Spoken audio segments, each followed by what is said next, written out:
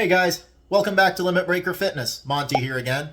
So today I want to show you how to make some nice creamy Gordon Ramsay style scrambled eggs, except they're going to be a lot healthier because I'm going to leave out all that extra butter and cheese that he likes to throw in there.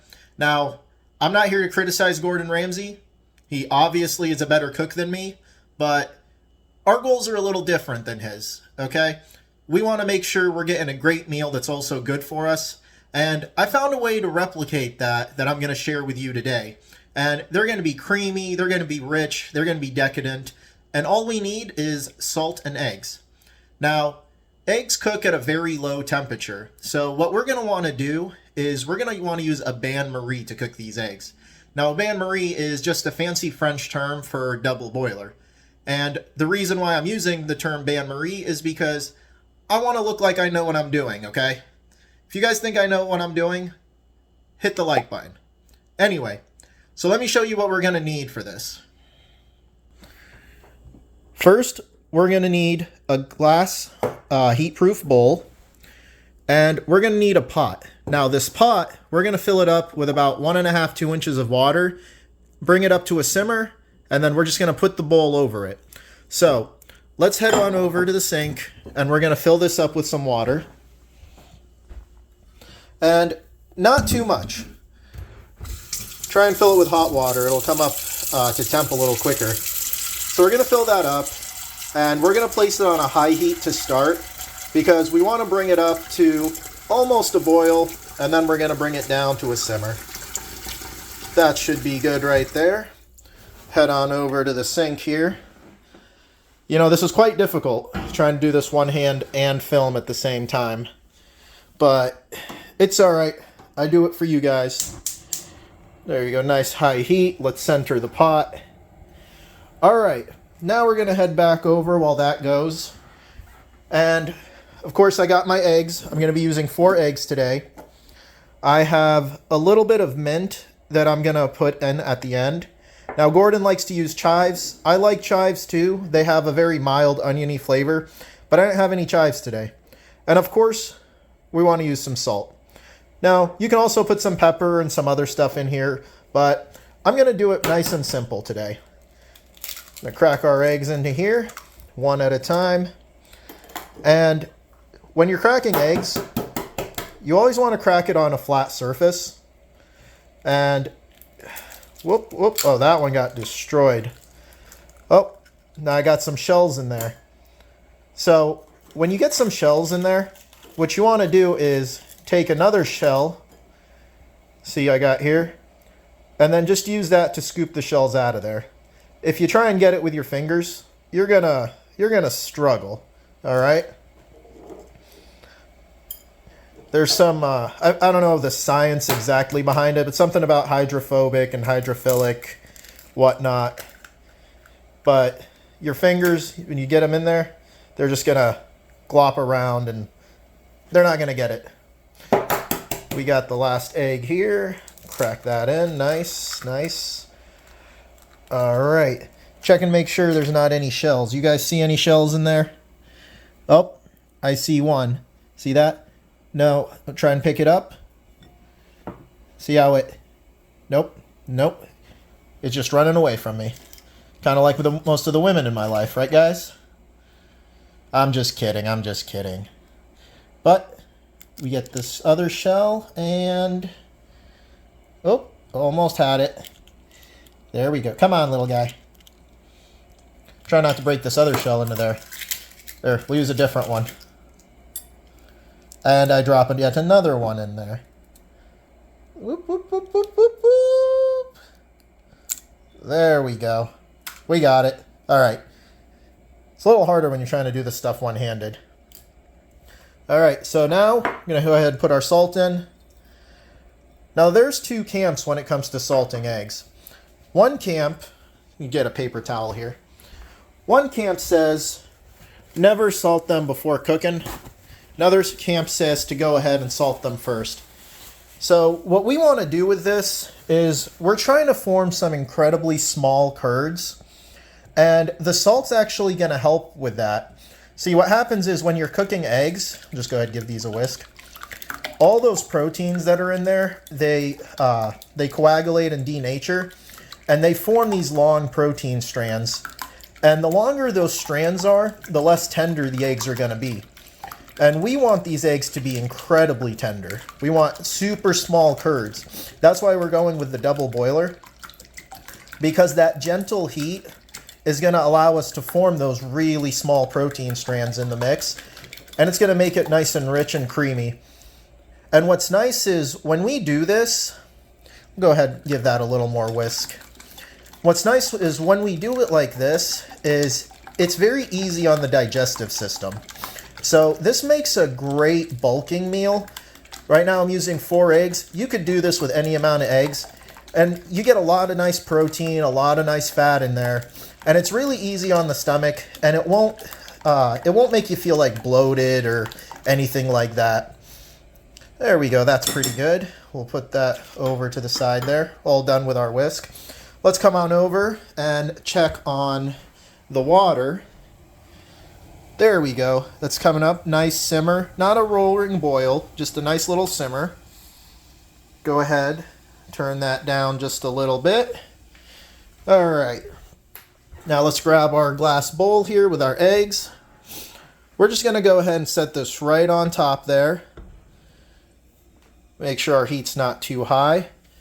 Now I'm gonna go ahead and grab my plastic spatula here. Now what we're gonna wanna do is constantly mix this around, okay? If you don't constantly mix it around, what's gonna happen is the eggs are gonna cook way too quickly, and then those protein strands that we talked about, they're gonna end up long and stringy, and it's gonna completely defeat the purpose. So this could take a little while, actually. You know, just make sure that your heat's not too high. And this is not a super quick technique, but it is really delicious.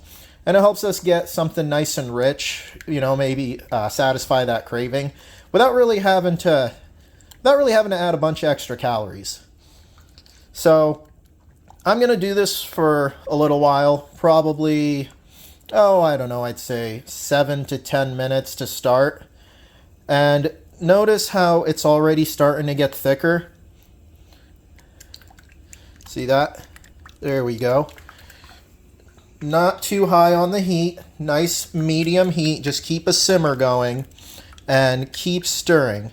Now I don't know if you can tell on the camera, but I see some steam coming off of the eggs. Some of that water in them is starting to come off, and they're starting to cook. I know it doesn't really look like it. They're still pretty liquidy.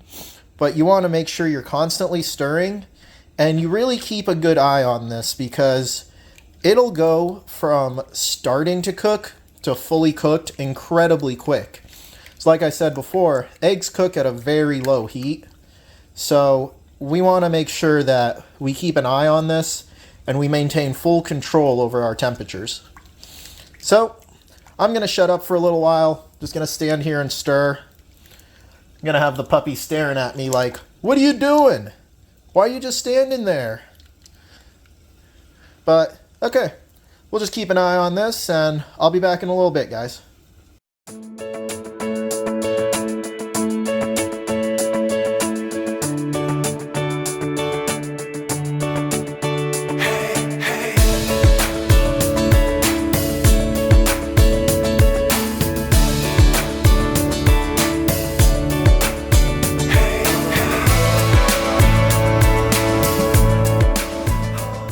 Alright guys, so it's been about 15 minutes.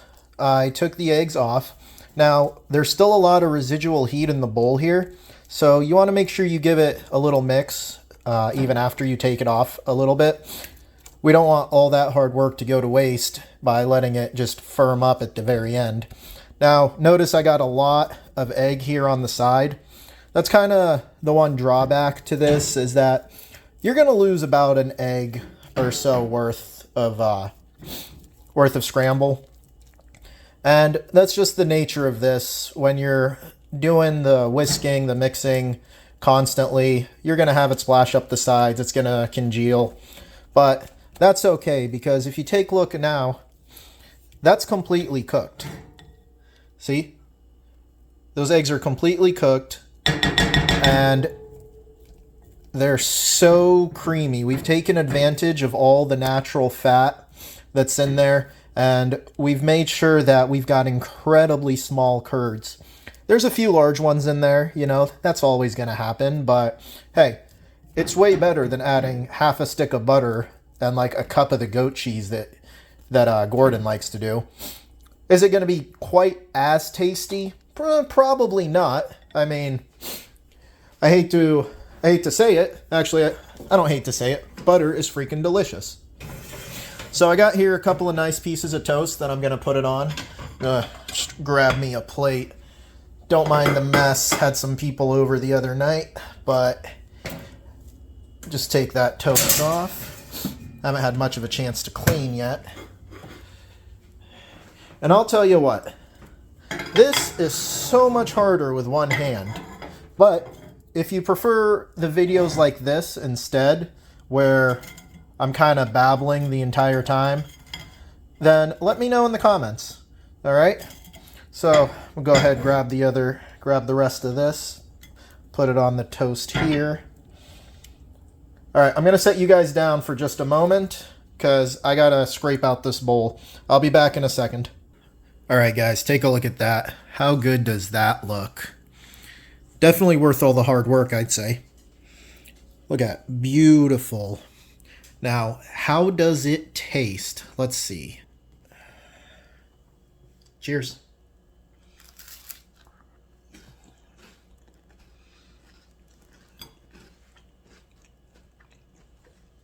Oh, yeah. So worth all that hard work. Now, this is definitely not a weekday morning breakfast dish, but Sunday, brunch, just give it a try. It's frickin' delicious. Plus, it's good for you.